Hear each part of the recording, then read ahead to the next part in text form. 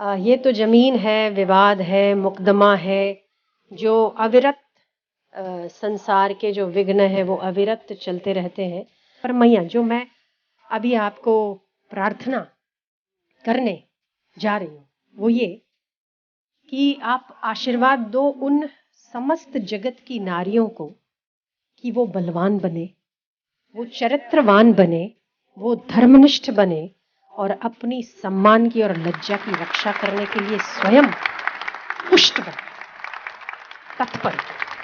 पर उनको चारित्र क्या है यही खबर नहीं है तो कैसे बिचारी अपने को, वो उन्हें पता नहीं है। इसका मतलब कि वो लोग असमर्थ हैं जिन्हें पता नहीं है, वो लोग दयनीय स्थिति में हैं जिन्हें पता नहीं है। समर्थ नहीं है, उनको पता नहीं है इसलिए दयनीय है। हाँ, पता नहीं है इसीलिए दयनीय है। होते हुए समर्थ नहीं हो सकती, वो हुए असमर्थ। पर जिनको पता ही नहीं है तो वो दयनीय स्थिति। तो इसीलिए तो आपसे आशीर्वाद मांग रहे हैं कि जिन्हें पता नहीं है वो लोग भी पता करने के लिए तत्पर हों।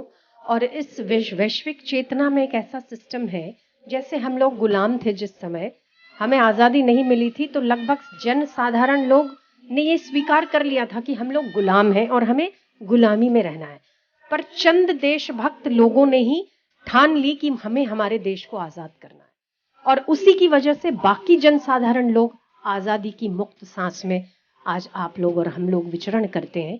तो ऐसे जिन्हें पता नहीं है कि चारित्र क्या है, पर जिन महापुरुषों को पता है, वो अपना एक संकल्प यदि विश्वव्यापी बनाते हैं तो सारे जनसाधारण लोग उसी अनुसार उन्हीं महापुरुषों के पद चिन्हों पर चलने को तत्पर तो होंगे। ये बहुत अच्छी बात है, जो हमारे संकल्प से या दूसरे लोगों के संकल्प से ऐसा होता है तो बहुत बढ़िया है। तो आप दोनों हाथों से आशीर्वाद दो। इस जगत की नारियां हृष्ट पुष्ट मन से सात्विक और बलवान बने, चरित्रवान बने, धर्म। उनको नमस्कार है जो बनते हैं, और जो नहीं बनते उनको हमारा आशीर्वाद है। तो आपके आशीर्वाद रंग लाते हैं ना, इसीलिए हम आपसे मांगते हैं। तो और जब हम आपसे मांगते हैं तो इन्होंने कहा ये डबल योग है, मतलब हमारे चित्त में उठी हुई ये जो प्रेरणा है वो आपके द्वारा आशीर्वाद के रूप में बरसती है। तो दो डबल योग हो गया ना, आशीर्वाद तो दोनों का ही लग गया, शुभकामना तो दोनों की लग गई। क्या ख्याल है आपका? क्योंकि मुझे ऐसा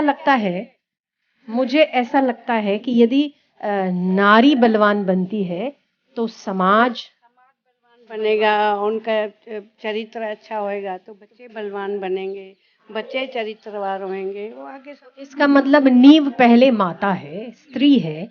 वो स्त्री बलवान बननी चाहिए, चारित्रवान बननी चाहिए और परमात्मिक आत्मिक बल के साथ वो अपने सम्मान की भागिनी बननी चाहिए, जिसके वो पात्र है। अपने सम्मान की रक्षा करनी चाहिए। अच्छा, बढ़िया है।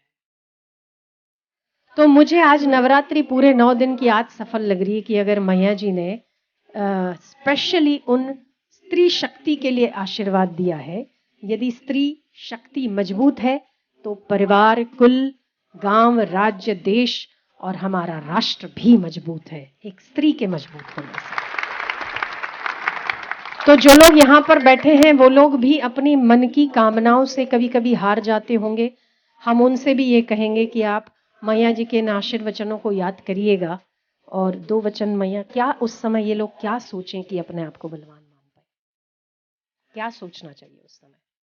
क्योंकि पुरुष और स्त्री सभी कामनाओं से वश तो सभी हैं। तो क्या उस समय क्या सोचना चाहिए? क्या कैसे अपने आप को निकालना चाहिए उस स्थिति से? वो छोड़ दो सब ईश्वर पे, वो सबकी रक्षा करता ही है। हाँ, पर अगर मन जैसे नीचे आता जाता है, मन जैसे कामुक होता जाता है या विकारी होता जाता है, मन में आता है, मतलब मैं मन नहीं हूँ, मन से विचार आएंगे, अब जाएंगे, ठहरेंगे नहीं। मन से पृथक होने पर मन पर विजय प्राप्त की जा सकती है।